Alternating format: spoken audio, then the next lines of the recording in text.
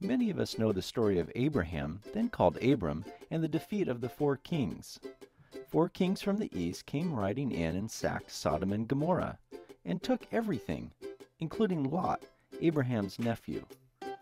Abram then gathered his forces and went after the four kings. A battle ensued, and Abram recovered all the stolen property and people. After the battle, Melchizedek, king of Salem and priest of God Most High, came and blessed Abram. Genesis 14 records it this way. Then Melchizedek, king of Salem, brought out bread and wine. He was priest of God Most High, and he blessed Abram. It is after this that Abram gave him a tenth of the plunder.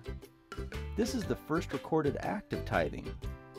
We do not know, but it is possible that Melchizedek was or was becoming a main regional power, because the dominant ally normally provided the victory meal, and a tithe of the plunder was to be given to the throne or priest.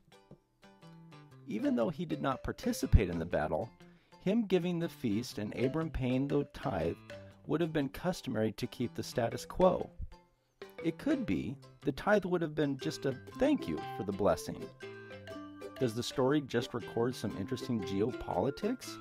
Well, not quite. In Hebrews chapter 7 it says, first, the name Melchizedek means king of righteousness. Then also, king of Salem means king of peace. Just think how great Melchizedek was. Even the patriarch Abraham gave him a tenth of the plunder. This man, however, did not trace his descent from Levi, yet he collected a tenth from Abraham and blessed him who had the promises. And without a doubt, the lesser is blessed by the greater. And later in the chapter it says, Jesus is a priest forever, according to the order of Melchizedek, and he holds the office of priest permanently because he continues to serve forever. It is reasonable that Abram was just following the norm when he tithed.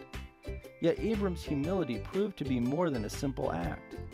His act of tithing pointed to a figure that was greater than him, was a king of righteousness and a king of peace. This figure was a priest of God Most High and did not depend on lineage for his priesthood. Abram's act pointed to Jesus, our king of righteousness and peace, our high priest that is before everything. So the next time you are simply humble or willing to share what you have, you never know who you may be pointing to for someone else.